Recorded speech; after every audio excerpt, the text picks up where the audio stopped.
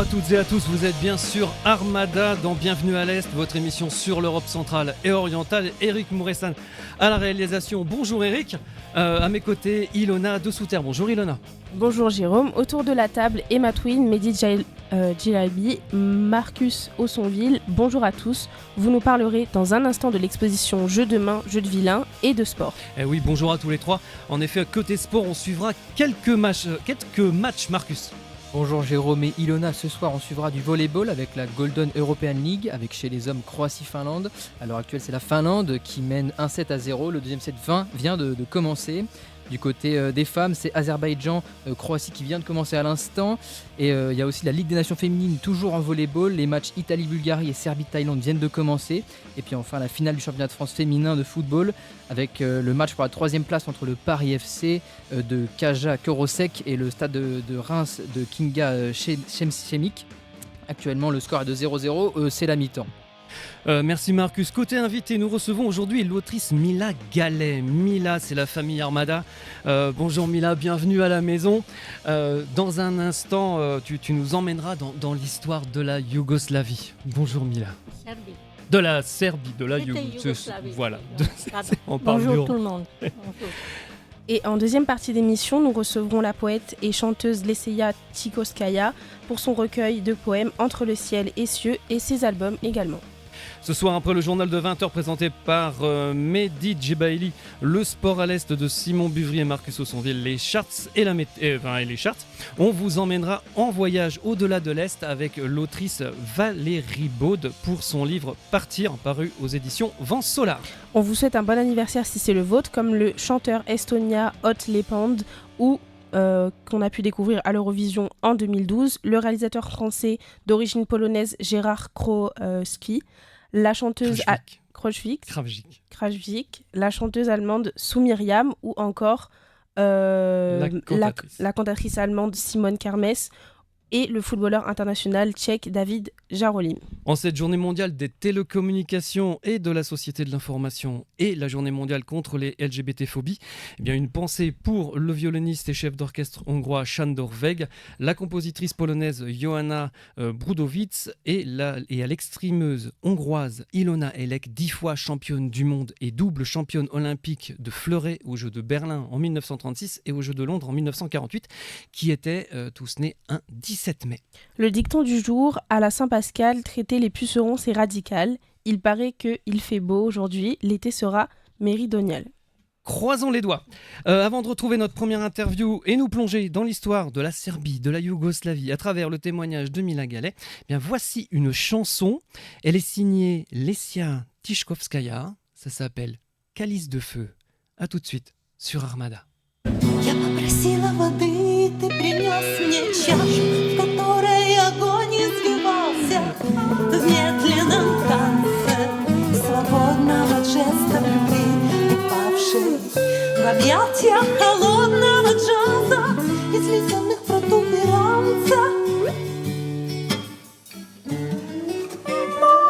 Свобода соблазном новым распустилась. Устой в руках умелого возницы, он управлял воздушной колесницей, и колесо рождения крутило. Ты сказал, это чаша огня, пей, ведь мои желания сгорят, я дучу тебя жаждой. И если до дна проникнет яд, то солнце в твоем животе запляшет с орбиты, сорвавшись.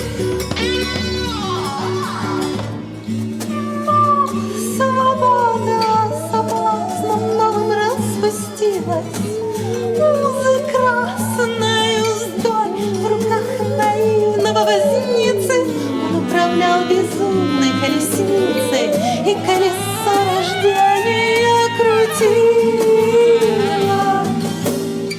Я попросила вина, и ты сказал, прекрати поток. Каждого ждет свой остров. Выйдешь ли ты сухой, как вошла, привязанный сложный бог, говорил, упал, припадая словом тостом. свобода соблазненного растворилась. Узы связи, уздой в руках безумного возницы не позволяли править колесницы, но колесо рождения крутилось. И ты принес мне воды, ты залил меня вином, и сам опьянел, забывая о Тханке. Сбрось последнее дело, швырни, говорил, одежды в лицо, что не видеть, как распускается во мне твоя перегоревшая желание.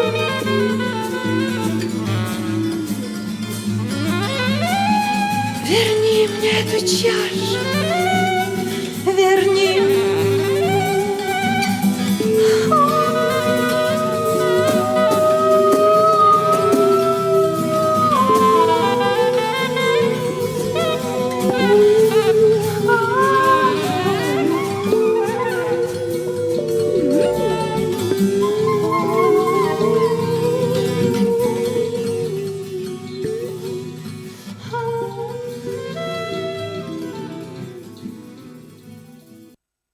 C'était donc Calice de feu de Lesia Tichkovskaya qui sera notre deuxième invitée tout à l'heure. En attendant, Mila Gallet, alors on la retrouve, c'est plus un témoignage qu'une interview.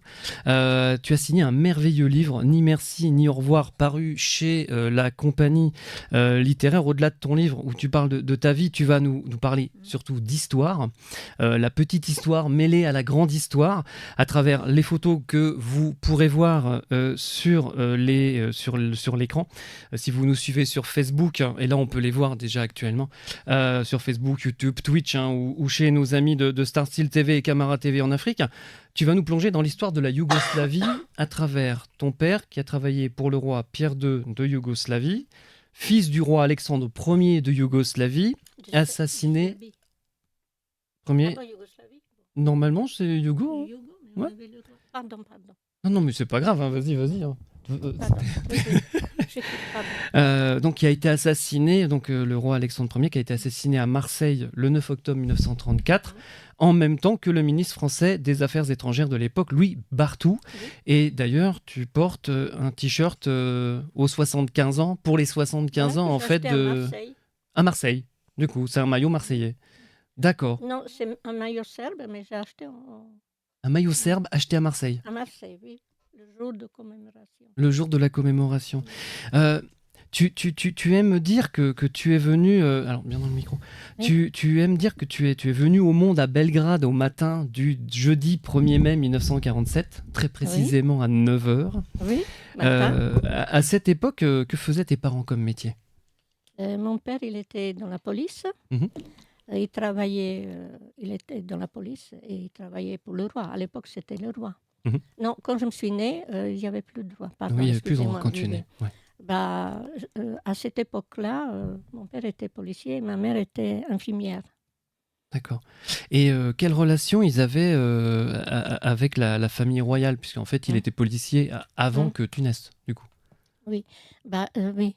Il était, comme il était à la police, il était toujours comme les photos y parlent. Ça, c'est le mariage de papa et maman. Mariage, voilà. Ça, c'était après, ils ont fait à l'église. D'accord. Et donc, il était toujours à la... Quand il y avait... Ah oui, mon papa. Face au micro. C'était comme ça. Là, il est policier, donc avec toujours, en vélo. Oui, et toujours, il avait... Enfin, il était aussi en voiture. D'ailleurs, c'est à cause de ça qu'il est décédé jeune. Parce qu'il y avait un accident, il est arrivé avec un ami, ils sont partis à la chasse, l'autre il ne voulait pas s'arrêter. Et donc, ma mère, elle attendait un 12e enfant, une petite fille. Et du coup, l'autre il ne voulait pas s'arrêter et mon père, il a sauté. Bien face au micro. Pardon. C'est des accidents. Il est sorti de sa voiture, il a sauté dans l'autre voiture, l'autre il a compris. Donc, il a accroché, il a traîné beaucoup. Bon. Et après, il était malade, il l'a opéré et tout ça. Et après, il est mort à 39 ans. 39 ans, voilà. Oui, jeune. C'est, Mais avec le roi, oui, il était tout proche du roi, comme il y a l'autre photo où on va. sur l'autre, sur une autre, L'autre, ça c'est uniforme. en uniforme. Voilà, là-haut c'est marqué J'y vais au Kraï. Ça veut dire Vive le roi. Ah d'accord. Ok. Et là, c'est mon papa. Dans l'autre photo, Il y a le roi. il y a le roi sur, Voilà. avec le papa. Voilà, il était toujours présent et tout ça. D'accord. Voilà. Ok. Et alors, l'histoire a fait que, donc en 1945, tu l'as dit, la Yougoslavie a changé de régime avec l'arrivée de Tito. La famille s'est donc exilée. Toi, tu es resté en Serbie. Comment t'as vécu cela, même si t'avais que 2 ans, enfin, ce changement Quand papa il est mort, je me souviens pas trop. À 2 ans, la seule chose que je me souviens, c'est l'enterrement de mon père où il est passé. Parce que j'avais expliqué à ma mère, là je vais te montrer, comme le cimetière il est grand à Belgrade. Un jour, je vais te montrer par où il est passé le cercueil de mon papa. Et en fait, j'ai marché toute seule. C'est ça que je me souvenais. Elle m'a dit oui. Il fallait trouver le chemin vraiment. Et après, c'est ma mère qui m'a élevée. D'accord. S'est sacrifiée pour moi. D'accord. Justement, là on le voit, on voit le prince de nos jours. C'était aux 75 ans. À Marseille. C'est comment dirais-je alors ces photos en fait, c'est des photos de famille en fait. C'est la photo. J'avais un ami Laurent Lowe. D'ailleurs, je lui. C'est lui qui a fait la photo d'ailleurs. Oui, et je le remercie et je lui dis coucou Laurent. C'est lui qui était là. Je savais même pas qu'il va faire les photos. C'était rien prévu. Et voilà, on s'est trouvés comme ça. Et puis, après, sur l'autre photo, je me suis trouvée face à face avec Princesse. Mais je peux dire que Prince et Princesse, c'est pas comme tout le monde. C'est des gens qui sont très proches du peuple, de tout le monde. Même vous pouvez tous les jours voir, tous les jours, ce qu'ils font, ou les souvenirs qu'ils arrivent. Ils partagent tout.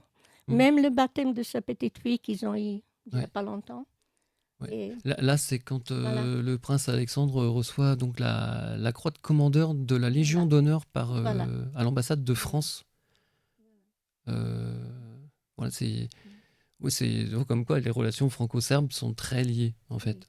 Et puis normalement, il y en a une autre où justement tu montres l'humanité des personnes. Enfin, oui. Là, voilà. je me suis trouvée. Non, là c'est non, mais vous inquiétez pas. Oh là là, beaucoup d'émotions. Ça y est, je reviens. C'est pas grave. Oui, non, c'est vrai. Oui. Oui, avec la princesse Catherine, mais c'est en fait tu l'enlaces. C'est ça, vous vous retrouvez enlacés. Bah oui, il n'y a pas de photo, non. Non. Enfin, à première vue, non. Bon, c'est dommage. Parce que voilà, sur la photo, on va j'en ai une dans le sac. Je me suis trouvée en face de la princesse et je ne pouvais plus parler, émotion. Et elle a senti nos émotions, nos ondes, elles sont s'est croisées. Et elle a vu, j'avais l'âme, je lui dis, mon père, il a travaillé pour le roi. Et je commençais à pleurer. Et elle, sur la photo, on peut voir où elle avait déjà une carte, sa carte à elle, où elle me prenait dans le bras. On était enlacés comme ça. Et on voit le garde-corps et Prince qui se regarde, parce qu'un seul coup, il regarde comme ça. Qu'est-ce que c'est ça? On ne sait pas, vous savez, avec tout ce qui se passe. Et puis après, sur l'autre photo, ça se voit quand tout le monde sourit. Et puis, elle avait la carte, et puis qu'on est bien, et j'en ai plein de photos. Et de jour à jour, aujourd'hui, je reçois les mails, messages privés, que son secrétariat, son bureau qui m'écrit, qui demande qu'on m'écrit, il me fait des bonnes choses et tout. Et la princesse, je reviens à sa carte. Elle m'a donné discrètement la carte et puis elle m'a dit en serbe, elle est d'origine grecque, elle m'a dit en serbe, s'il vous plaît, quand vous venez à Belgrade, je vous prie et je vous supplie. Où c'est que vous avez vu ça? Je commençais à pleurer encore plus.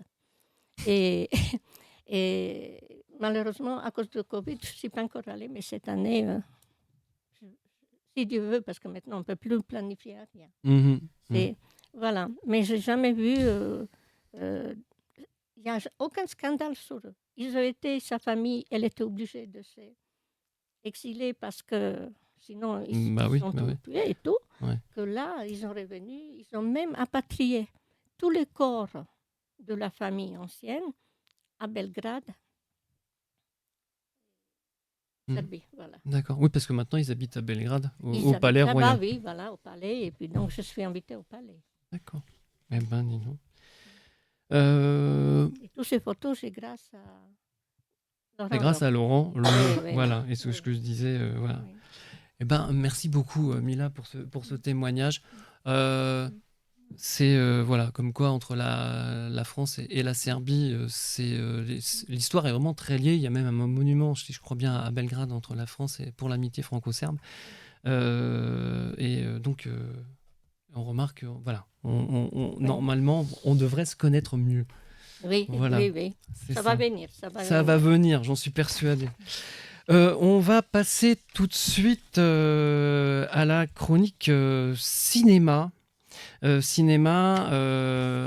une grosse pensée à Maë, on lui souhaite un prompt rétablissement. Festival de Cannes 2024, la 77e édition du Festival de Cannes bat son plein cette semaine. Parmi de nombreux films présentés, plusieurs productions de l'Europe centrale et orientale se distinguent. Dans la section cinéma de la plage, on retrouve Tran Mitzvah de l'Argentin Daniel Bourman. Ce film, aux côtés d'œuvres animées comme Slocum et moi de Jean-François Laguioni, montre l'incroyable diversité et créativité du cinéma est-européen. Prix du public Luxe 2024, le prestigieux prix du public Luxe a été décerné cette année à The Teacher's Lounge d'Ilker Çatak.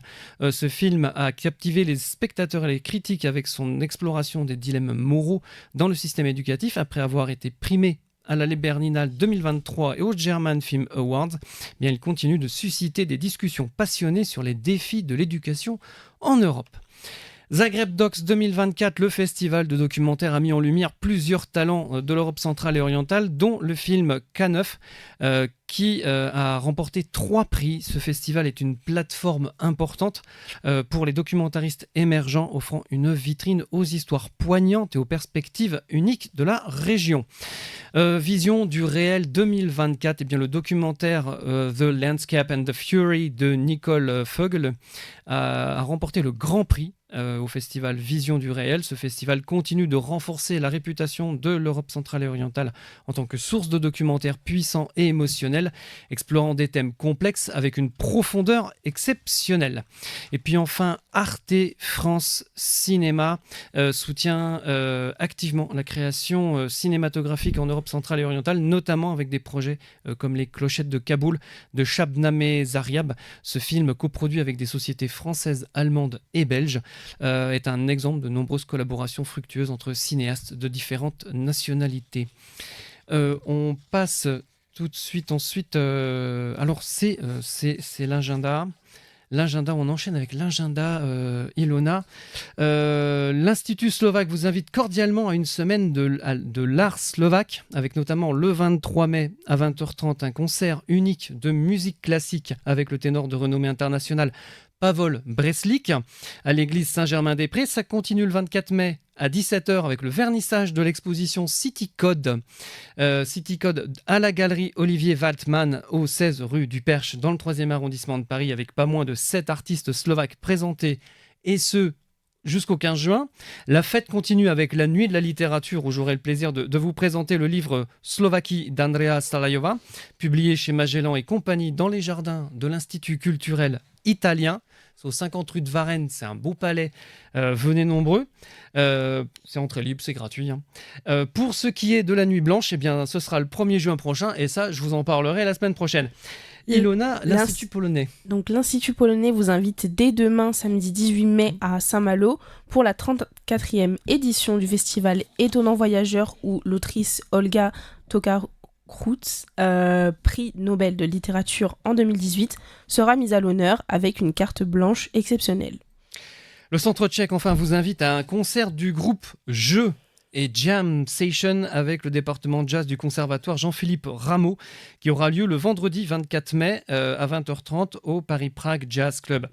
Je est un groupe international fondé à Paris comme le résultat de la rencontre de deux musiciens français, le saxophoniste Liam Chimonik, le contrebassiste Tom Boiseau, avec deux musiciens étrangers, le pianiste Miloš Kunc, le tchèque, et le batteur danois Gustav Hagelskier. Ensemble, ils font un mélange de musique composée et complètement improvisée, n'échappant jamais la danse intensité et l'énergie florissante de l'équipe. Ils font du bruit, ils suivent leur intuition exploratoire et ils osent la douceur et les longs silences. Donc, à aller voir, leur premier disque « Je » est enregistré au CSM de Paris, au Conservatoire national supérieur de musique de Paris, et sorti en 2023 sur Ma Records. En mai 2024, eh bien, ils font leur première tournée européenne. Donc, à aller voir. Emma, on va parler de la nuit de la littérature, et tu as vu le FICEP. Exactement, Jérôme. Et j'ai pu interviewer une certaine dame. Et du coup, elle m'a parlé de la nuit de la littérature. Et c'est donc une occasion unique de célébrer la diversité de la scène littéraire contemporaine et de promouvoir la lecture et la créativité. En voici quelques images. La lecture à Paris est un événement annuel, culturel, qui se déroule dans le quartier latin de Paris. Cet événement met en lumière la littérature contemporaine et permet à des auteurs, des poètes et des artistes de se produire lors de lectures publiques, de performances et de débats. Alors, le 25 mai, Institut culturel italien, à partir de 15h, vous aurez l'occasion de rencontrer 20 auteurs étrangers, auteurs ou autrices, venus du monde entier. Alors, bien sûr, il y a beaucoup de pays européens, mais il y a aussi des auteurs venus des autres continents, du Canada, de Taïwan, de Turquie. Et donc vous aurez un large spectre de la littérature traduite en français. Vous aurez la possibilité d'acheter les livres présentés. Et il y aura des sessions de dédicaces, il y aura de la gastronomie italienne, puisque nous allons être à l'Institut culturel italien, 50 rue de Varennes, dans un très beau jardin de l'hôtel de Galifet. Et on a un plan B si jamais il pleut. L'événement va se dérouler à l'intérieur, dans une très belle salle. Il y aura une très belle clôture de cet événement. Ce sera un concert, un DJ set de frères italiens qui vont jouer pendant une heure du Italo Disco. Donc vous êtes les très très bienvenus pour clôturer cette journée littéraire de la littérature étrangère à l'Institut culturel italien. La nuit de la littérature fait partie des Jeux poétiques de Paris et bénéficie du label olympique culturel. Mais en réalité, qui est FICEP ? Cette organisation qui regroupe des instituts culturels étrangers situés à Paris, qui a pour objectif principal de favoriser la coopération et les échanges culturels entre ces instituts avec le public parisien. FICEP, c'est une association de loi 1901. C'est une organisation qui est basée ici à Paris. C'est une association de presque 60 centres culturels étrangers. Ou bien des ambassades, parce que chaque lieu, chaque centre n'a pas cette chance d'avoir un lieu propre pour diffuser sa culture.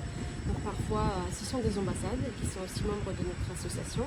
Et notre but, c'est de coordonner tous ces centres pour créer de temps en temps des moments forts, comme par exemple la nuit de la littérature, le festival de jazz Jazzy Colors, qui a fêté il y a 2 ans ses 20 ans.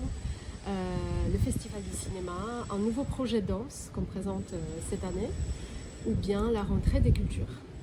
Littérature, parmi les 20 auteurs et autrices que vous pourrez rencontrer, vous pourrez découvrir La Roumanie qui ouvrira le bal à 15h, donc le 25 mai, avec le livre « Cette corde qui m'attache à la terre » de Lorina Balteanu aux éditions des Sirtes, mais aussi la Hongrie avec Benedek Todt et son livre Comme des rats morts chez Actes Sud, l'Autriche avec Monika Helfer et son livre Héritage chez Albin Michel, la Bulgarie avec Zinaïda Polimenova et son nouveau chef-d'œuvre intitulé Nucléus aux éditions du Chemin de Fer. Il y aura la Slovaquie, je vous en reparlerai dans un instant, mais aussi le Danemark, l'Allemagne, la Serbie et un merveilleux livre sur Jesse Owens. L'Estonie avec le bateau blanc de Xavier Bouvet.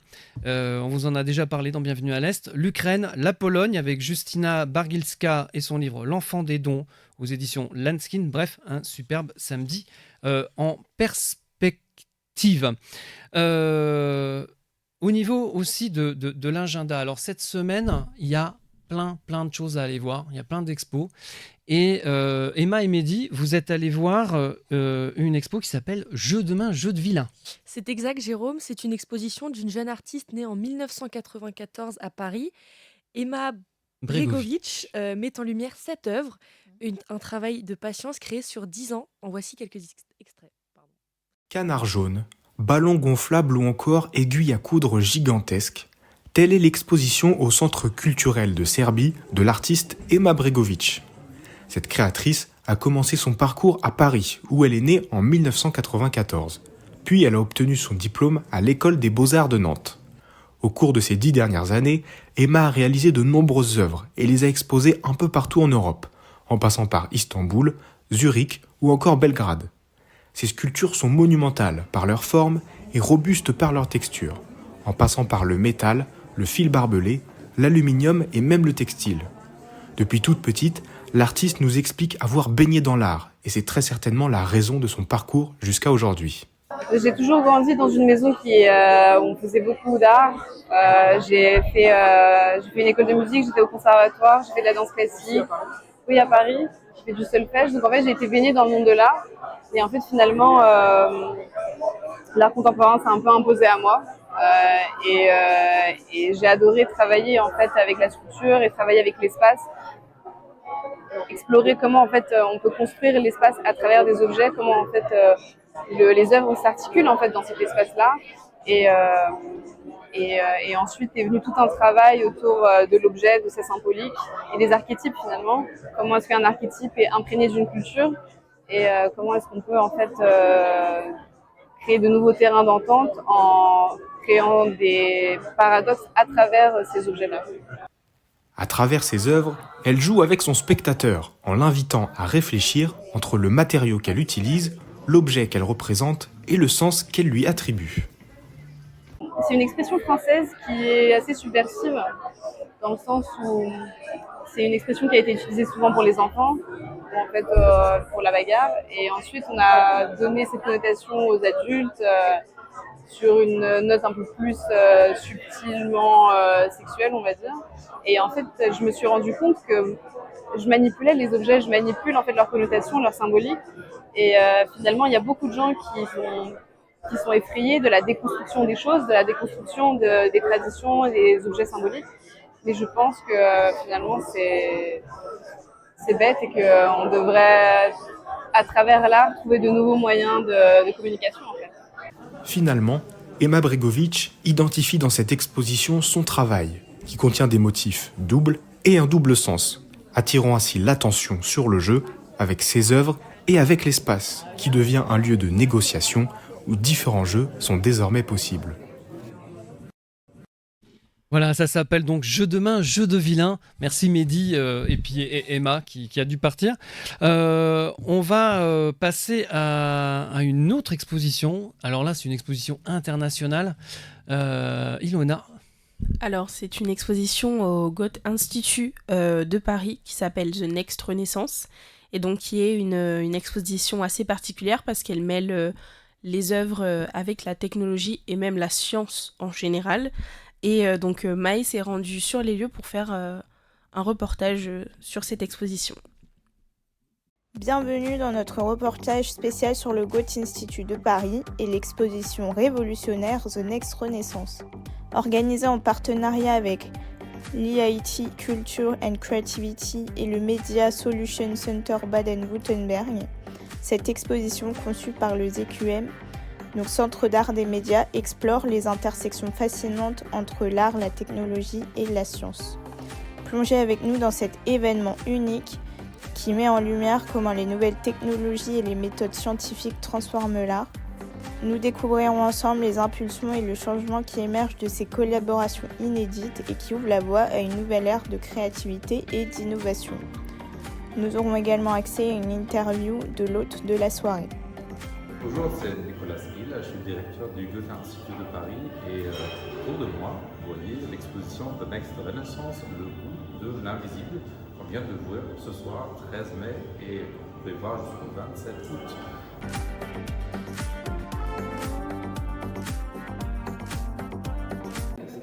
L'exposition de Next Renaissance, le goût de l'invisible, est en quelque sorte la recherche des intersections et des connexions entre la science et les arts. Et comment impliquer les arts, les sciences dans les arts, notamment dans le but de faire comprendre que toutes les œuvres artistiques ont aussi un côté scientifique, par exemple, qui transforme les œuvres, mais aussi de la manière comment on perçoit les œuvres. Donc, quand vous allez traverser l'exposition, vous allez voir que différentes œuvres jouent avec cette notion de métabolisme, c'est-à-dire comment l'art est transformé par nous, mais aussi comment l'art nous transforme nous-mêmes.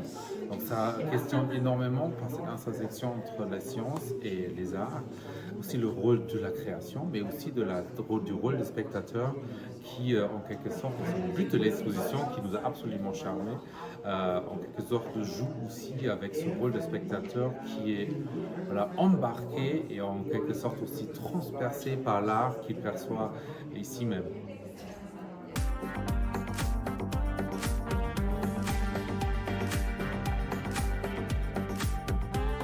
Cette exposition a été présentée d'abord dans le ZKM Karlsruhe, un centre d'art, de médias très connu en Allemagne.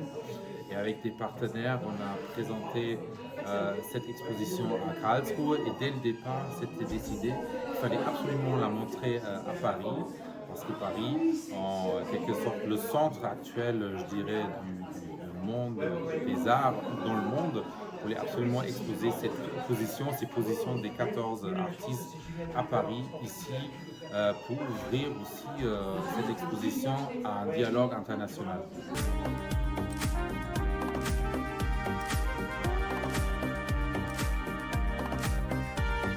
Les artistes, on les a sélectionnés avec la curation du ZKM Karlsruhe qui a ouvert aussi son grand réseau d'artistes à cette exposition et qui a invité et fait appel à des artistes à s'ouvrir à cette idée du travail avec des scientifiques et d'ouvrir leur art à des notions scientifiques. C'est tout ça ce qui a motivé les partenaires, le EIT Cultural Creativity, ZKM Karlsruhe, mais aussi le Media Solution Center de Baden-Württemberg, de se réunir ensemble autour de cette idée, faisant travailler les artistes avec les scientifiques, intégrant les dernières sciences digitales, mais aussi au niveau des bactéries, des hormones, et de les intégrer dans les œuvres artistiques.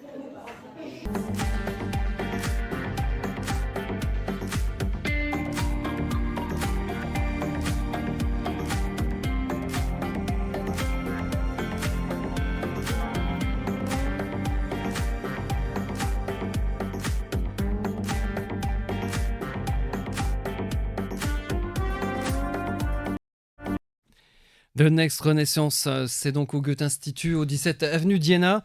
Une exposition à voir absolument. Et puis il y a aussi, du côté des Tchèques, il y a la forêt enchantée de Bohême. Et les gars, vous y êtes allés. Bonjour Simon. Bonjour.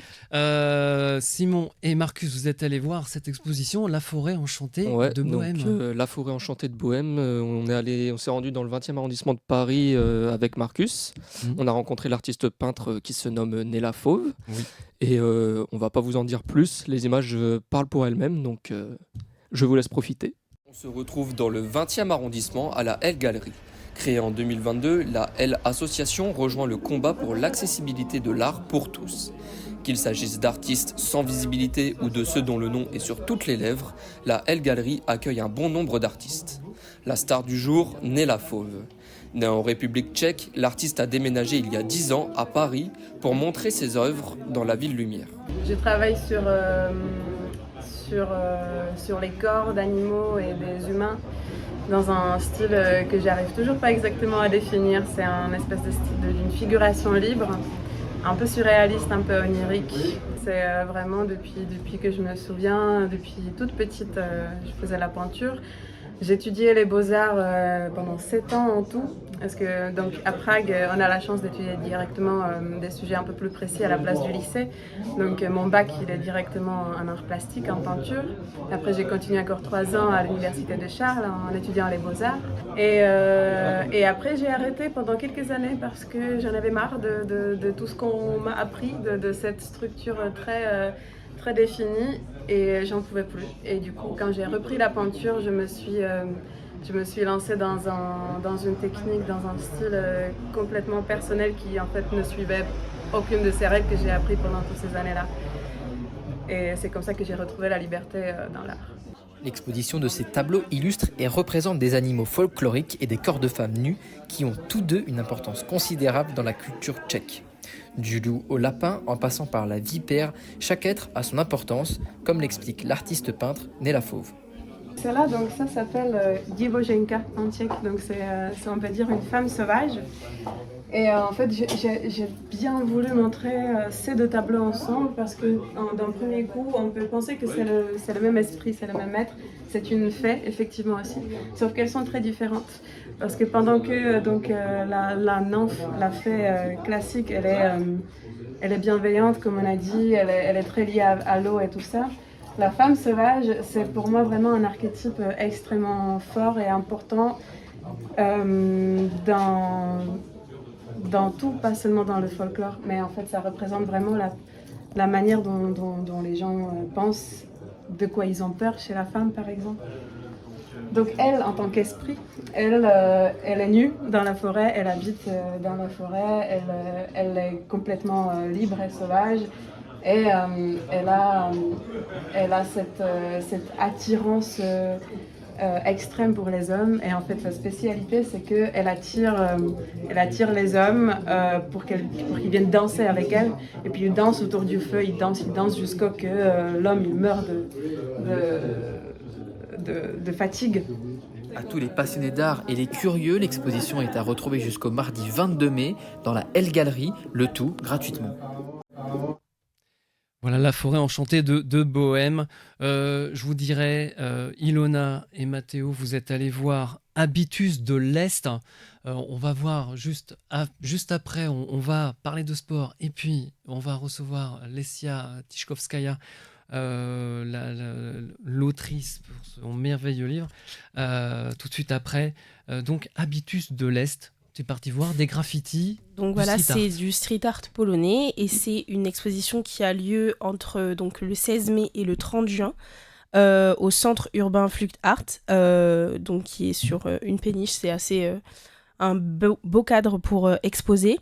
Et donc, c'est dédié au street art polonais. Cette exposition a réuni 13 artistes polonais.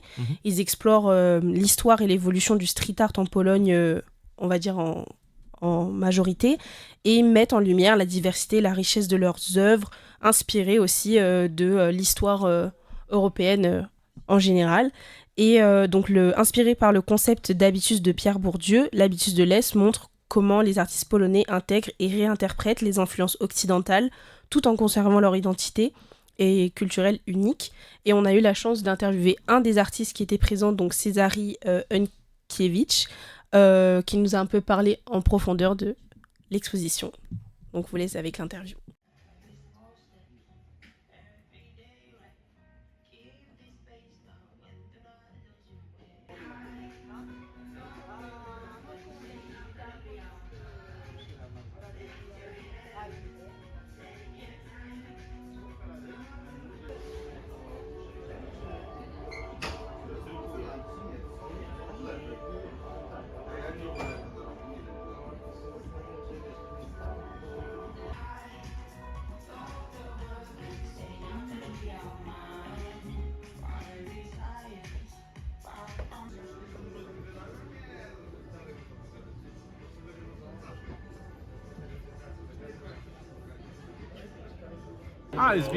L'art graffiti est présent depuis la fin des années 90. Il faut d'abord se rappeler que les règles étaient plus compliquées qu'il n'y paraît, car pendant l'époque communiste, la liberté d'expression était seulement autorisée dans les rues. Et il y avait de la censure. Mais les gens continuaient de produire pour faire diffuser des idées dans la société. C'était le seul moyen pour les gens de s'exprimer librement. Quand vous vous exprimez, vous devez vous promouvoir. Mais après les années 90, on est devenu un pays libre et toutes les idées venues de l'Ouest sont arrivées chez nous et vu qu'on adorait peindre dans les rues avec beaucoup de couleurs, c'était le pouvoir du graffiti et on a commencé à en faire sur des murs de plus en plus grands et partout en Pologne. Et aujourd'hui on se retrouve ici à Paris pour montrer ce que l'art urbain polonais a accompli et comment on l'a développé et en quoi nous sommes différents des autres pays.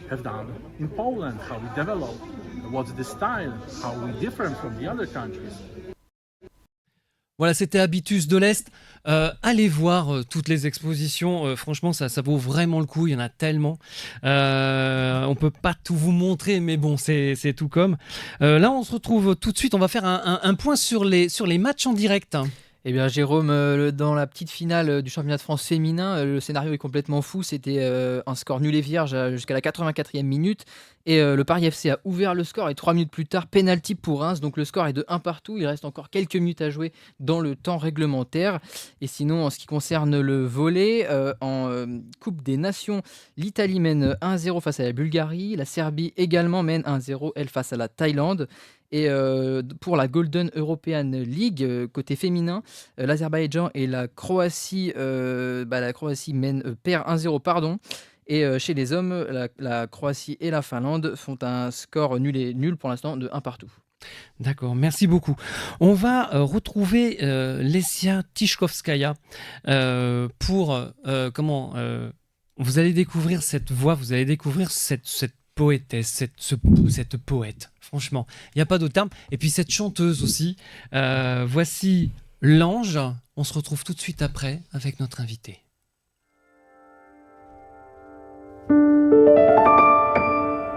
L'ange descendait si lentement qu'il a eu trop de temps pour enfin oublier d'où il vient et qu'on peut balancer entre le ciel et les cieux sans jamais s'appuyer sur les terres.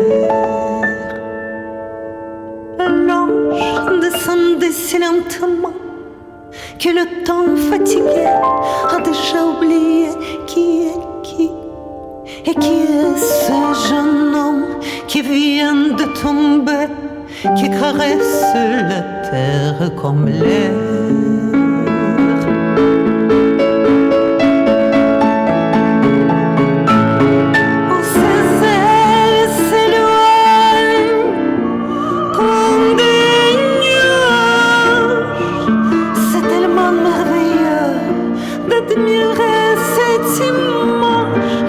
Il dit personne n'a compris son langage aérien d'où il vient.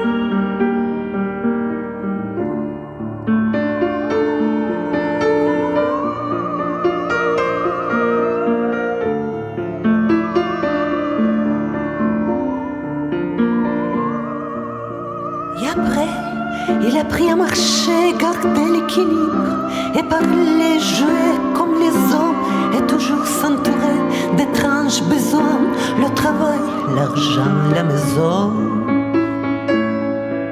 Il commence à sentir le vertige à la vue de ces détails terrestres qui apportent le prestige mais empêchent de voir plus loin et plus haut où se fondre l'humaine raison. Où ses ailes s'éloignent comme des nuages, c'est plutôt naturel. Oublier son image immortelle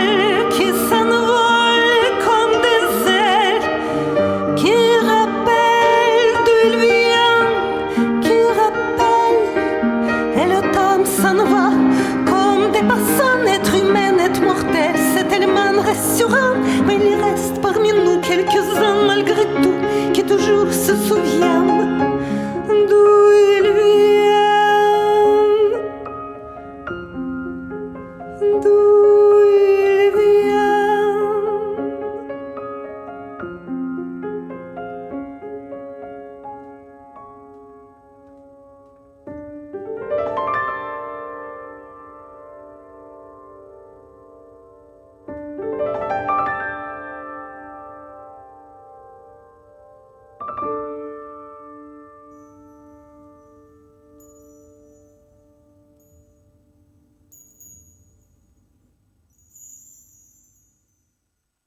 Bravo. Lesia Tichkovskaya, merci beaucoup d'avoir accepté notre invitation. On vient d'entendre ta chanson L'Ange, qui est issue de ton poème éponyme. Qu'est-ce qui a inspiré cette chanson ? Qu'est-ce qui t'inspire pour écrire ? Enfin, c'est magnifique cette chanson. Je m'excuse pour mon français tout de suite. C'est pas, Mais, pas grave. Paradoxalement, cette chanson a été écrite en français. Oui. Je n'arrive pas à la traduire ni en russe ni en ukrainien. La cause n'était pas trop gaie, j'avais le vertige. Et après, l'imagination déclenche les autres choses. Mais je pense que la source de n'importe quelle création, la source est la seule, c'est le créateur. Et comment elle reflète dans nous, c'est une autre question. Il y a déjà, il y a cette source qui cherche l'inspiration dehors, dans toutes les directions et les sens. Mais je pense que dans chacun, il y a cette source dans une personne plus, dans une autre moins. J'avais la chance de découvrir cette source depuis longtemps, dans tous les domaines. C'est pour cela quand je ne compose pas, je joue. Quand je ne joue pas, j'écris. Quand je n'écris pas, quand je n'ai pas de force d'inspiration, j'en cherche une autre sphère où je pourrais me réaliser. D'accord. Et alors le fait que tu fasses et à la fois de l'écriture et à la fois de la musique, en fait, donc c'est pas les mêmes inspirations en fait. C'est le langage en fait que tu te dis bah finalement je vais faire plutôt de la musique là et un poème ou un poème, je ne sais pas. En fait, il y a certains poèmes qui, j'estime que c'est le genre, la chanson pour moi c'est plutôt le genre oral. Oui, genre. C'est rare quand je les imprime comme ce poème Ange, que je l'imprime dans les recueils. Et c'est dommage parce que j'ai parmi 150 chansons que je composais, j'ai oublié la moitié. Quand je ne les enregistre au studio, ou quand je ne les répète pas systématiquement, ou quand je ne l'imprime pas, je les oublie. Oui, non, il ne faut pas oublier parce que c'est vrai que c'est très fin, c'est ciselé. Avec Ilona, on a pu en étudier quelques-uns des poèmes. Tiens, on va en lire un. Ça s'appelle Ta langue, l'oublier. Alors, c'est issu donc Entre ciel et cieux du livre de Lesia, du recueil de poèmes de Lesia Tichkovskaya. Je te propose de le lire en russe et puis moi je vais le lire en français. 43, 42.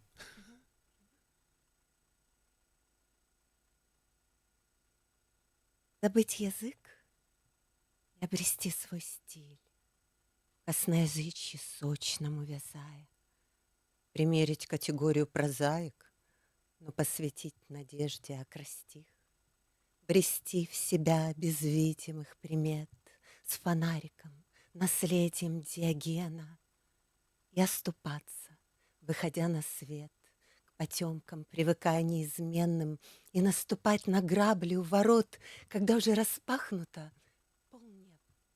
Рифмовать не модно. Полет. Joli. En français donc, ta langue, l'oublier pour te trouver un style, et t'enliser dans un balbutiement captif. De vouloir une auteure sérieuse, fertile, mais à nouveau chanter en vers libre, naïf. Et cheminer au fond de toi, sans un repère, avec lanterne de Diogène, déroutante. Et trébucher en arrivant à la lumière, habitué longtemps aux ténèbres constantes. Marcher sur un râteau juste devant la porte. Et quand enfin elle s'ouvre sur céleste coupole, reliée absurdement, toujours mal à propos, cet inrimable mot, la chute avec l'envol. Voilà. Merci, je vais prendre les leçons de la prononciation, si tu acceptes. Moi, je veux bien, hein, c'est pas un problème. C'est ton recueil, donc, Entre ciel et cieux. C'est un livre bilingue, donc, publié dans la collection Le Parc. Je trouve que ça touche beaucoup l'intime. Il y a plusieurs domaines que tu touches. La vieillesse, l'exil, la langue, vraiment l'intime, c'est vraiment le cœur. Il y a, comment dirais-je, c'est ton 7e recueil de poésie.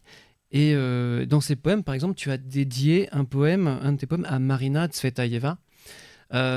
C'est une immense poète. C'est quoi tes influences? Est-ce que tu as des influences? En fait, c'était ma spécialité à l'université. J'ai passé 8 ans et j'ai défendu ma thèse sur la création de Marina Tsvetaeva. Je fais le spectacle, j'écris beaucoup de chansons sur ses paroles. C'est une poétesse qui m'a inspirée beaucoup. Il n'y a pas beaucoup comme ça de poètes qui m'inspirent, mais elle, oui, je trouve qu'elle est gigantesque dans la littérature russe. Bah même française, hein, parce qu'elle a vécu aussi en France, 14 Marina, ans. 14 ans, hein, et elle a dû retourner en Union soviétique à l'époque de Staline, et malheureusement, elle s'est suicidée. Je voudrais pas dire, là, et en fait, sur le plateau, il y a un kalimba ou une kalimba. C'est féminin? Une kalimba. Une kalimba. Pour moi, c'est une femme. Est-ce que tu peux nous dire un poème avec cet instrument, un poème court? J'aime beaucoup m'accompagner. Oui, bah, oui, vas-y.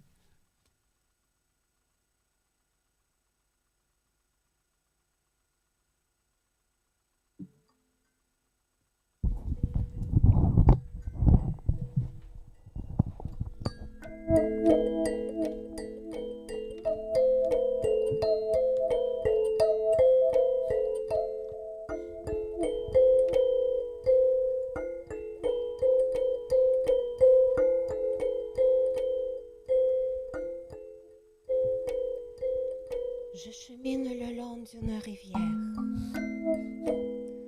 en amont, en aval, outre-temps. Dans mes yeux refermés février qui s'étend, mon prénom le printemps. Mes années sont déjà dissipées dans l'oubli où se perdent des heures. Mon regard s'assombrit au reflet où se mêlent et bonheur et malheur. C'est mes jours ou années, je ne sais, s'écoulant loin de chemins étrangers, sans souci de survivre ou sombrer, ignorant les futurs et passés. Une errante perdue dans ses songes, au pays de reflets funambules. Tout le long d'une rivière je m'allonge, et le long de moi, elle coule.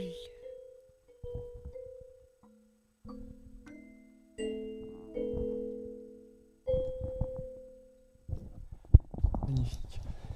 C'est magnifique. Alors, juste, tu seras en concert le 25 mai prochain en Normandie à la Maladrerie Saint-Nicolas, au 15 rue Carmel, à Gravigny dans l'Eure. Rapidement, à quoi doit s'attendre le public? Alors, j'ai créé le programme où je chante en russe, en ukrainien.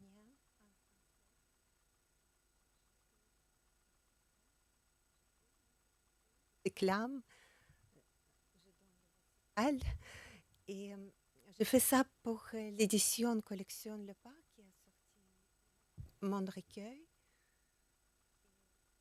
D'ailleurs, c'est mon cher éditeur et poète Martial Mainadier m'a aidé beaucoup, aidé à accepter avec mon imperfection. En effet, la France m'a beaucoup aidé d'accepter parce que j'étais très exigeante vis-à-vis de la langue. Et les premières années, je ne pouvais pas me pardonner les moindres fautes en français. Et un jour, il m'a dit, mais non, garde tes fautes, sinon tu serais trop parfaite. Ah bah voilà. J'ai dit, d'accord. Restons naturels. D'accord. Et c'est avec lui, je traduis maintenant aussi mes récits, les récits que j'appelle thérapeutiques, parce que j'ai découvert que, en fait, l'art peut être utile, pas seulement dans le sens que la beauté sauvera le monde, comme a dit Dostoïevski, Ivan Russe, mais aussi l'art peut être utile, elle peut aider, soigner une âme égarée et même la transformer. Pour moi, personnellement, le but suprême de l'art, c'est la transformation.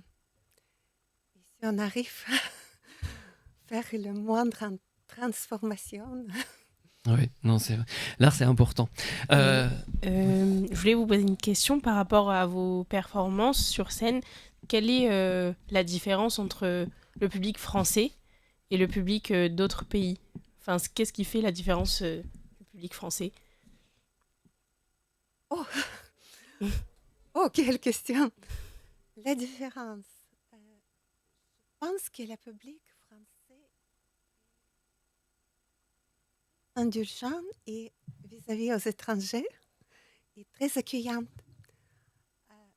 Quand je sors, quand je monte, ça fait 4 ans que je ne suis pas allée à Kiev parce qu'il y a la guerre, vous savez.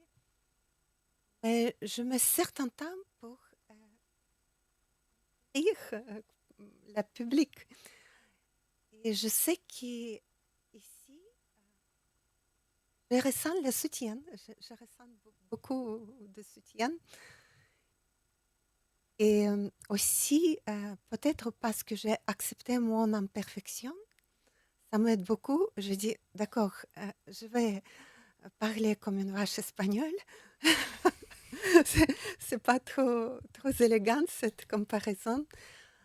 Je voulais d'ailleurs dire, c'est plutôt ukrainienne, parce que ces derniers temps, je traduis mes chansons en ukrainien. Je ne peux pas dire je traduis, je les réécris.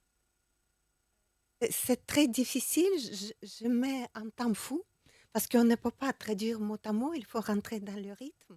Je ne veux pas perdre la mélodie, du coup c'est complètement un autre texte. Il y a les chansons qui existent dans les 3 variantes, et maintenant je me pose la question pour quel public je chante quelle variante. Parfois à Kiev on m'a dit, et tu peux nous chanter quelque chose en français? Voilà. Il est 20h04 sur Armada. On parlerait des heures avec Lesia Tichkovskaya. Merci encore d'être venu sur Armada dans Bienvenue à l'Est. On entendra tout à l'heure une autre chanson. Pour l'instant, donc, il est 20h passé de 4 minutes. On retrouve tout de suite le journal avec Mehdi. Présidentielle en Lituanie. Et oui, c'est la 2e fois que ces 2 personnages s'affrontent aux présidentielles lituaniennes. L'actuel président Gitanas Nausėda et sa première ministre Ingrida Šimonytė se retrouvent au second tour de l'élection présidentielle. Le président sortant est arrivé largement en tête au premier tour avec 46% des voix, devant Ingrida Šimonytė qui en a comptabilisé que 16. Même si le président lituanien se voit favori pour conserver son titre, le second tour de l'élection se tiendra le 26 mai prochain. En Lettonie, une nouvelle technologie pour détecter les cancers. Et oui, à Riga, en Lettonie, une nouvelle technologie a été découverte pour détecter les cancers. Dans le cadre d'un projet cofinancé par l'Union européenne, des chercheurs lettons ont mis au point une nouvelle technologie permettant de détecter les cancers de la peau en 30 secondes. En 2022, on estimait à plus de 100 000 le nombre de cas de mélanome cutané en Europe. À l'avenir, cette technologie qui utilise l'intelligence artificielle pourrait permettre de détecter d'autres cancers et maladies rares et contribuer ainsi à sauver davantage de vies. On recouvre les graffitis en Autriche. Et oui, le président du Conseil national autrichien Wolfgang Sobotka a recouvert de peinture des graffitis antisémites au cœur de la capitale autrichienne. La communauté juive d'Autriche déclare avoir enregistré une augmentation des actes antisémites dans le pays. Dans le cadre de la 3e conférence européenne sur l'antisémitisme à Vienne, des experts internationaux ont été invités à discuter des mesures de lutte contre l'antisémitisme et à promouvoir la vie juive en Europe. Le Premier ministre slovaque victime d'une tentative d'assassinat. Et oui, Robert Fico, le Premier ministre slovaque, a été victime d'une tentative d'assassinat ce mercredi 15 mai. L'homme politique slovaque a été la cible de plusieurs tirs à l'arme à feu après une réunion politique dans le centre du pays, à Andlova. Par la suite, il a été rapidement transféré dans un hôpital de la ville. Le tireur a été identifié comme un écrivain local de 71 ans. D'après le vice-premier ministre Thomas Taraba, le pronostic vital de Robert Fico ne serait plus engagé, même si son état reste grave. Débat sur la loi d'influence étrangère en Géorgie. En Géorgie, des manifestations massives ont eu lieu à Tbilissi en soutien à une loi controversée surnommée, je cite, la loi russe. Cette loi vise à réguler l'influence étrangère dans le pays, mais elle est critiquée pour son potentiel à nuire aux aspirations de la Géorgie à rejoindre l'Union européenne. Impact des élections européennes justement en Pologne. Et oui, selon Euronews, à 6 semaines des élections européennes, les jeunes Polonais expriment des sentiments partagés sur leur appartenance à l'Union européenne. 20 ans après l'adhésion de la Pologne à l'Union européenne, les débats sur l'avenir européen du pays sont animés, oscillant entre l'enthousiasme pour les opportunités offertes et le scepticisme vis-à-vis des politiques européennes. On passe au sport. Merci beaucoup Mehdi Djebaili. On passe au sport. Football, hôte de la compétition, l'Allemagne est attendue au tournant pour cet Euro 2024. Julian Nagelsmann a dévoilé la liste des 27 joueurs pour porter les couleurs d'une Mannschaft revancharde après une Coupe du Monde ratée. La particularité de sa liste est la convocation de 4 gardiens, dont Alexander Nübel. Mats Hummels, Niklas Süle, Julian Brandt, Leon Goretzka et Timo Werner sont les grands absents. Serge Gnabry est quant à lui forfait. Du football féminin maintenant avec Marcus. Eh bien, au moment où je vous parle, la petite finale de championnat de France de football vient de se terminer. Le Stade Rennais et la gardienne polonaise Kinga Šemik affrontaient le Paris FC qui comptait dans ses rangs la défenseuse bulgare Alsu Abdulina et la milieu de terrain slovène Kaja Koracek. Et en fait, à la fin du temps réglementaire, il y avait un partout, donc ça a été jusqu'au tir au but. Et c'est le Paris FC qui s'est imposé 4-2, donc ils verront la Ligue des Champions féminine l'année prochaine. Et à 21h, à noter que ce sera la grande finale qui opposera cette fois le Paris Saint-Germain à l'Olympique Lyonnais, les deux mastodontes du championnat féminin français. Gabriel Boban reste membre de la Ligue de football de Bosnie-Herzégovine, la HSK Posušje. L'international croate a prolongé mercredi son contrat avec le club de Mokrok Dok. Son nouveau contrat va durer jusqu'à l'été 2025 avec possibilité de prolongation. En football toujours, mercredi soir, c'était la finale de la Coupe de Bulgarie. Le match opposait l'équipe de Ludogorets au Botev Plovdiv au terme d'un match très serré. C'est le Botev Plovdiv qui s'est imposé au Vasil Levski National Stadium sur le score de 3-2. Les buteurs sont Antoine Conte, Martin Sekulic et Oumé Emmanuel. C'est la 4e fois que le club du Botev remporte la Coupe de Bulgarie. En tennis, un coup dur pour la Roumaine Simona Halep. Et oui, l'ex numéro 1 mondial et vainqueur de Roland-Garros en 2018 a dû abandonner lors du tournoi ATP 125 de Paris. Depuis sa suspension de 19 mois pour dopage, la Roumaine enchaîne les galères. Autre déception pour la joueuse de 32 ans, sa non-sélection mercredi pour participer au tournoi de Roland-Garros. Victoire slovaque au championnat du monde de hockey. Les Slovaques ont battu les Polonais 4-0 ce mercredi après leur performance remarquable face aux États-Unis sur le score de 4-5. Avec 3 points à son actif, Tomasz Tatar a de nouveau brillé lors de la confrontation. Le gardien polonais a lui aussi rayonné avec 33 arrêts avant de sortir sur blessure. En cyclisme, Tadej Pogačar domine le Giro. Le jeune prodige de 25 ans est aux commandes du célèbre Tour d'Italie avec son maillot rose de leader.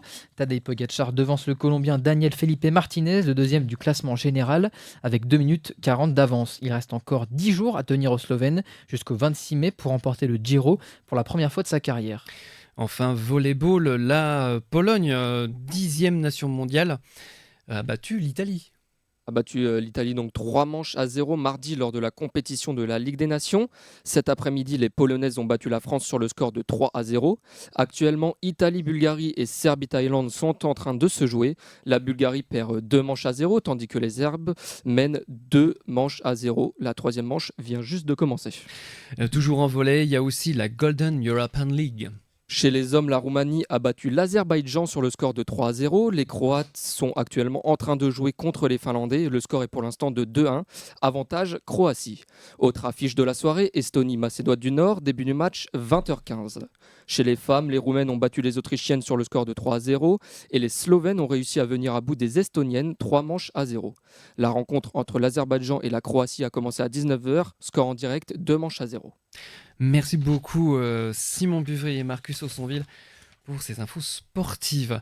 On va écouter une chanson. Non, on va d'abord passer aux charts de la semaine avec Ilona. Je suis tellement pressé d'entendre Lessia que voilà, place à la musique. Alors, aujourd'hui, on va faire un chart, non pas de la semaine, mais un chart spécial Eurovision, car la finale de l'Eurovision 2024 s'est déroulée le samedi 11 mai à Malmö, en Suède. La grande gagnante est la Suisse, avec Nemo et son titre The Code, un mélange électropop en incluant des influences drum and bass, qui a récolté plus de 591 points. Donc on va faire un petit tour des artistes de l'Europe de l'Est qui ont participé. Donc la Croatie avec le titre Rim Tim Tagidim du groupe Baby Lasagna, un titre principalement techno avec du heavy metal ainsi que de la pop incorporée à des rythmes trap. Ils sont arrivés jusqu'en finale avec un total de 547 points. Ensuite, la Tchéquie avec le titre Pédestal de la chanteuse Aiko, un titre principalement pop-rock mais qui ajoute des éléments alternatifs tels que la pop-punk et le synth-rock. Elle est arrivée en demi-finale. L'Estonie avec Sinmust and Pool Poop de Nens est un titre gypsy pump mélangé à un peu de rap comique qui n'a pas été qualifié pour la finale.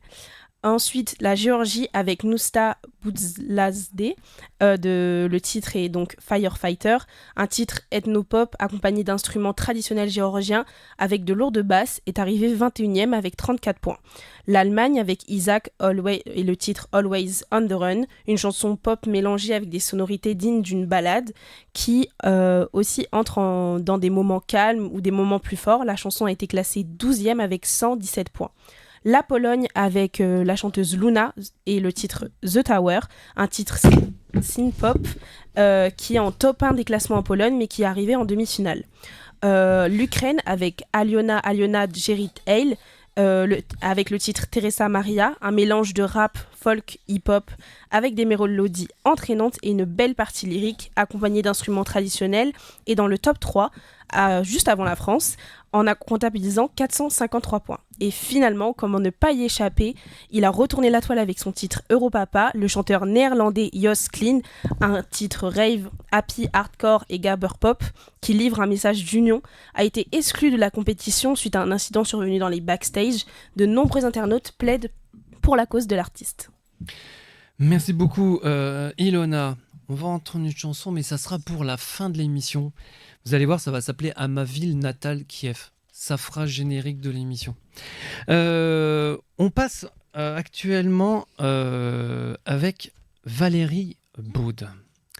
Et je dirais que c'est le livre de la semaine aussi, parce qu'on a 2 livres. On a non seulement le recueil « Entre ciel et cieux » de Lessia Tikovskaya, mais on a aussi, et là on va au-delà de l'Est, on a aussi donc un livre qui s'appelle Partir et c'est signé Valérie Baud. Bonjour Valérie. Bonsoir, merci de cette belle invitation. Écoute, bienvenue sur Armada, bienvenue au-delà de l'Est, je te dirais. On se connaît depuis, mon Dieu, des années. Tu viens de sortir ton 3e livre et ton 2e roman, donc aux éditions Vent Solar. Ça s'intitule Partir.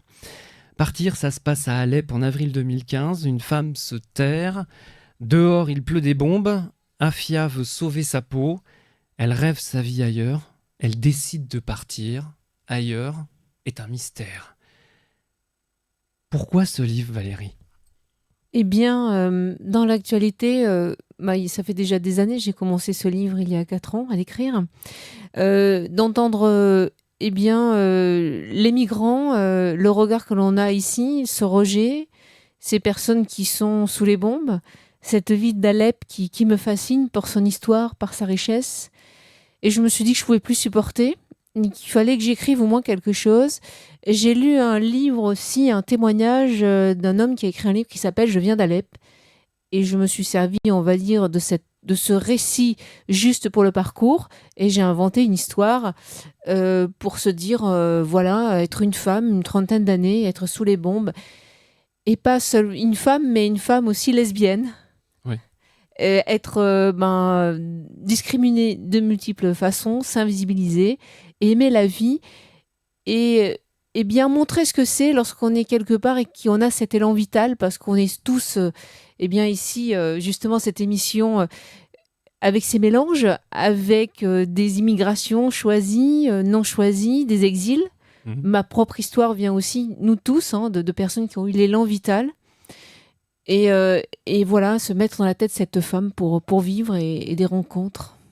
Tu l'as dit, ça fait 4 ans que tu as mis pour écrire ce livre. Est-ce que tu as voyagé aussi pour préparer pour préparer Partir? Est-ce que tu es parti pour écrire Partir? Eh bien, dans ma tête, oui. J'ai fait un travail de recherche immense, d'abord documentaire, pour la vraisemblable, pour que ce soit vraisemblable, voilà, vraisemblance. Et je l'ai écrit par étapes. Il m'a fait faire des rencontres, mais je ne suis pas moi-même partie. Dans ma tête, oui, mais pas dans la réalité. Alors, des personnes qui m'ont inspirée aussi, parce qu'on m'a partagé, qui m'ont parlé de lieux, et je me suis dit, tiens, je vais faire passer mon héroïne ici, ont lu le roman, et m'ont dit, ah, c'est incroyable, c'est vraiment ça. Et une personne qui m'a dit, c'est formidable comment tu connais bien la Syrie. Oh, c'est génial. Et voilà, par exemple, puisque mon héroïne parle de souvenirs avant la guerre, eh bien, j'ai acheté le guide du routard des années 90, où ça pouvait être dans sa jeunesse. Et me disant, cette librairie existait vraiment, ce restaurant existait vraiment, je me sers de la description, et à partir de mon imaginaire, j'ai mon petit film dans la tête, et je trouve les mots au petit film. Comme quoi, quand vous écrivez un livre, pensez à l'avant-texte. C'est un travail de précision, et alors pour dire... Quand tu connais la Syrie, c'est incroyable. Tu interroges dans ce livre, tu interroges les frontières et la notion de liberté. Les phénomènes de guerre aujourd'hui poussent à l'exil, aujourd'hui et hier. Ton héroïne, elle défie la guerre. C'est un livre pleinement d'actualité, c'est sûr.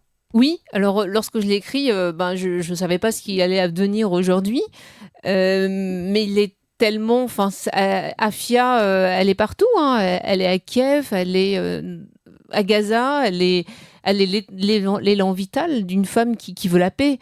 Et elle est confrontée à un moment de se dire, est-ce que je porte moi-même une arme? Comment je résiste? Et elle se rend compte qu'en fait, qu'elle aime tellement la vie qu'elle n'a pas envie de tuer un être humain. Donc on va dire qu'elle trouve l'intelligence de l'invisibilisation, de passer sous les radars. Et puis, entre êtres humains, on a un cœur qui bat, on a la chair, du sang, un regard, tout ce qui nous compose, l'art, la beauté. Mais il y a ces papiers-là qui sont terribles. On le voit lorsqu'on passe les frontières. Si on perd son passeport, qu'est-ce qu'on est? On n'est rien. Exactement. Et voilà, et elle a fait des rencontres dans un espace, en fait, sans raconter l'histoire, je vais quand même vous parler du Rojava, qui est un lieu assez extraordinaire, de démocratie aussi libertaire, et où les femmes justement prennent aussi leur destin en main. Et à un moment, elle se dit, est-ce que je reste pas? Être quelque part, c'est d'où? Je vais où? Je suis qui? Pour faire quoi? Ah là là, en fait, on dirait du vécu. Je dois être un peu nomade aussi. C'est incroyable. Alors, les questions des racines et des identités, tu en parles, ça surgit dans ton livre. Partir en exil, c'est un peu être déraciné, on est d'accord. Est-ce que vouloir garder son identité et ses racines dans un pays où on arrive presque par hasard, c'est un débat avec soi-même? Eh bien, oui, parce que finalement, j'imagine aussi, lorsque on est quelque part, il y a des fois, quelle langue on va parler, on a échangé, c'est intéressant. Quelle langue devient réflexe, dans quelle langue on rêve, qui sommes-nous? Je me suis questionnée beaucoup sur ces sujets. Je me suis dit, peut-être d'être quelque part, c'est aussi connaître le nom des vents, connaître les plantes, qu'est-ce qui nous enracine. Voilà, c'est multiple. Finalement, peut-être dès qu'on est quelque part, on est de là, mais à la fois on pense où on était avant. voilà, c'est qu'est-ce qu'on emporte. Alors, dans ma vie, je suis aussi archiviste et par rapport à la mémoire, mon héroïne, je lui ai fait embarquer quelques archives sur le cloud. Voilà, finalement, on est nomade et numérique et puis après, il y a le rebond, où elle va, pourquoi. Et pourquoi voilà. le roman Pour ça, il faut lire le livre. Oui, j'en dirai pas plus, j'ai déjà dit beaucoup de choses. Oui, bien sûr. C'est aussi une errance intérieure avec vers une conquête à oser franchir les lignes. Oser franchir les lignes, c'est oser vivre qui on est.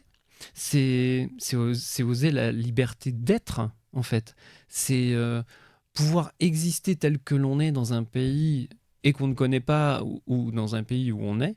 En fait, c'est pas si simple. Non. Et à faire, à se battre. Oui, alors aujourd'hui justement, comme c'est la journée internationale de lutte contre la LGBT-phobie, en écrivant le livre, je me suis rendu compte qu'une personne, par exemple, pour le coup, elle est lesbienne, eh bien, les personnes LGBT sont souvent des personnes qui, dans des milieux hostiles, ont eu l'habitude de vivre en résistance intérieure, d'inventer des codes, en fait, de vivre secrètement une résistance. Et là, mon héroïne, eh bien, dans son héroïne, mon héroïne a déjà eu l'habitude de vivre, son identité, à la fois émancipée puisqu'elle ose être qui elle est, mais publiquement, c'est compliqué. Mais voilà, il y a une sorte de résurgence quand même, d'élan vers la liberté immense d'oser vivre. Alors, juste pour le départ, en fait, voilà. Il s'invente un scénario pour passer sous les radars. Donc, c'est-à-dire que si elle part toute seule, une femme, c'est compliqué. Finalement, juste l'éclair de départ, c'est un homme, une femme part, une femme lesbienne, un homme gay part. Pourquoi pas se faire des faux papiers ? Et ils inventent leur scénario et ils voyagent avec leur scénario. Et comme ils ont passé leur vie à mentir, en fait, toute la violence qu'ils ont eue et leur capacité de résistance et leur force pour s'échapper. Et ouais, en fait, on croirait s'inventer un film pour être en sécurité, c'est ça ? Oui, et finalement, les personnes LGBT s'inventent parfois en permanence un film pour résister. Et là, elle prend conscience qu'en fait, cet état de fait a fait sa force. Et j'ai beaucoup questionné des personnes qui ont vécu au Moyen-Orient, qui sont LGBT, et qui arrivent à créer une sorte de société parallèle, où finalement, les personnes savent très bien où elles peuvent se donner rendez-vous, des cafés, des fêtes, et qui ont une vie quelque part aussi très trépidante et joyeuse malgré tout. Certains qui font des mariages, qui s'entendent et puis qui disent de toute façon on va faire notre vie et on se couvre pour que la famille nous foute la paix. Alors là c'est pas le cas, mais voilà ce parcours et c'est vrai que lorsque je relis des passages, je vois vraiment. Enfin moi je me suis fait un film dans cette histoire. Ah ouais, non mais de toute façon j'ai déjà lu plusieurs de tes œuvres. Je pense à possible. Je vais te proposer un truc. Est-ce que tu as un extrait qu'on puisse... vous allez voir la poésie des mots. Alors, si le roman commence où mon héroïne est sous les bombes, elle refait surface. Et voilà. Chapitre 2. Remonté vers le soleil, mélangé au bleu, je m'allonge au milieu de cette cour défaite. Je contemple le ciel plein cadre, unique, infini. Je suis étonnée de respirer aussi bien, j'aspire de toutes mes forces, surprise du miracle. Intime injonction de sauvegarde, regardez là-haut. Je dresse mes mains en œillère pour ne surtout pas descendre ma vision ici-bas. La lumière me réconcilie avec la vie, pourtant, autour de moi, la ville a plongé dans la nuit. Après une semaine d'absence, je l'entendais, je le constate, le carnage continue. Ils détruisent et nous chassent avec le plus grand soin. Alep cède peu à peu, morceau après morceau, et vacille par vagues. Immeubles gruyères, rues défoncées, villes désossées. Je commence mon errance. L'étoile du jour est au zénith. Où sont les vivants ? Je soupçonne le calme de tromperie. Je me déplace jusqu'à disparaître sur la pointe des pieds. Vais-je survivre à cette journée ? À force de risquer ma peau, l'habitude anesthésie la peur, J'apprivoise le danger, je marche, chaque pas se succède à coups de chance. C'est devenu un jeu à mon insu. Irréelle réalité m'échappe, j'avance, je réfléchis. Après, mon destin est-il déjà écrit? Où en sont les lignes de ma main? On m'avait prévu une longue vie, alors je peux aller, inconsciente peut-être, je m'invente temporairement immortelle. Aujourd'hui, vendredi 10 avril 2015, dois-je craindre l'avenir? Très bonne question. Bravo. Merci beaucoup Valérie d'avoir accepté notre invitation. Je rappelle ton livre, donc Partir, aux éditions Vent Solar. Vous verrez comment dirais-je, la couverture du livre. Livre que vous pouvez trouver dans toutes les bonnes librairies. C'est un livre à avoir, on le voit à l'écran. Partir, aux éditions Vent Solar. L'émission va bientôt toucher à sa fin. Je vous propose une petite pause avant de se retrouver avec le sport et l'instant de se quitter. Je vous propose À ma ville natale, Kiev. C'est une chanson de Lesia Tichovskaya. À tout de suite sur Armada.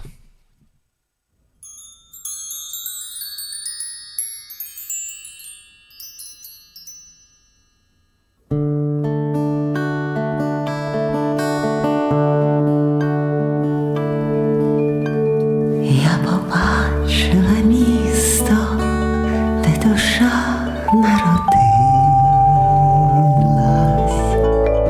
як різдвяна гірлянда на землі засвітилась.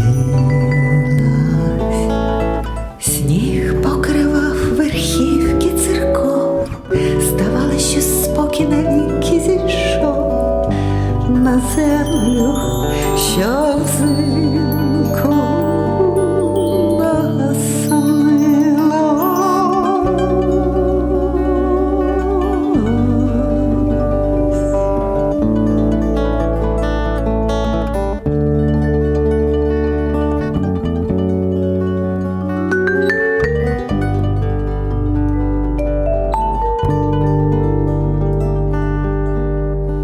я б могла повторити, ах, який він, який, розповісти чужинцю про мій край чарівний. Я не їдем була шукачем джерела найяскравіших мрій, що лунають в тобі, Київ мій.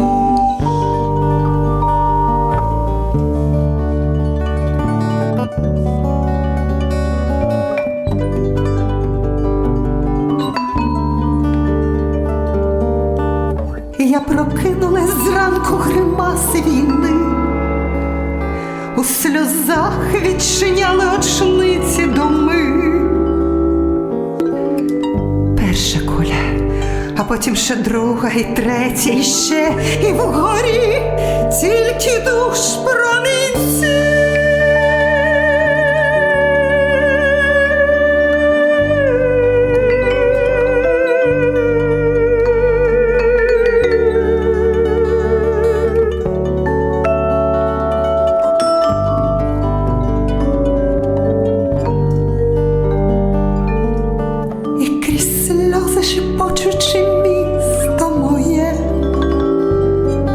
Як же довго свобода шукає тебе, і у серці знайде попри все.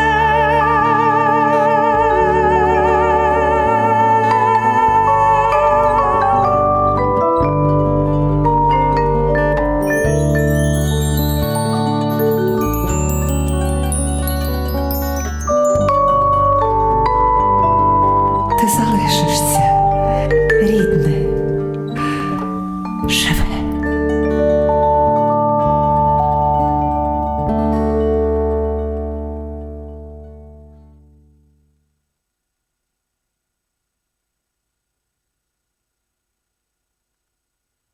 Ça s'appelle donc À ma ville natale, Kiev, et c'est chanté donc par Lesia Tichkovskaya, et c'est en ukrainien. Donc avec les images de Kiev. Avant de se quitter, on va faire tout de suite un tour du côté des matchs. Marcus et Simon. Enfin Marcus du coup. Et ben pour rappel du coup le Paris FC s'est qualifié en Ligue des Champions en gagnant la petite finale du championnat de France au tir au but face au Stade de Reims. Et en ce qui concerne le volley en Ligue des Nations, eh bien l'Italie a battu la Bulgarie 3-0. Pour l'instant la Serbie gagne 2-0 face à la Thaïlande. Le troisième set est pour l'instant très serré. Et en Golden European League, l'Azerbaïdjan bat la Croatie 2-7-0. Et chez les hommes, toujours dans la Golden European League, la Croatie, qui était menée 1-7-0, est revenue à 2-7-1. Très bien, merci beaucoup Marcus.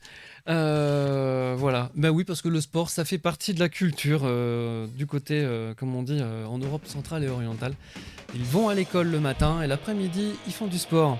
Merci beaucoup à nos invités d'avoir accepté notre invitation. Merci beaucoup Mila Gallet pour ce témoignage sur l'histoire de la Yougoslavie en nous parlant du prince et de sa famille. Merci beaucoup Lesia Tichkovskaya. Je rappelle le concert prochain à 18h en Normandie à la Maladrerie Saint-Nicolas 15 rue du Carmel à Gravigny dans l'Eure. C'est entrée libre, profitez-en. Et ce magnifique recueil de poésie Entre ciel et cieux paru dans la collection Le Parc. Merci beaucoup Valérie Beau. Je rappelle votre roman Partir chez Vent Solar Édition. Merci à toute la rédaction, merci Maë Lemaire, on pense souvent, et on lui souhaite un prompt rétablissement. Marcus Aussonville et Simon Buvry et Mehdi Djebaili. Et un coucou à Matteo Marchal qui n'était pas là et Emma Twin qui a dû nous quitter pendant l'émission. Merci à Eric Moressan à la réalisation. Merci à Rababalou pour sa conférence. La semaine prochaine, on fera place au spectacle et à la fête de l'écriture cyrillique avec nos invités. Ils feront un vrai show à travers des poèmes et des chansons. Merci à tous et à toutes de nous avoir suivis. On vous souhaite une superbe semaine où que vous soyez sur la planète. Merci Jérôme. Dans un instant, Claude Alexis et son émission Le Fil de l'Avenir. Merci Ilona. On se dit à la semaine prochaine. Ciao!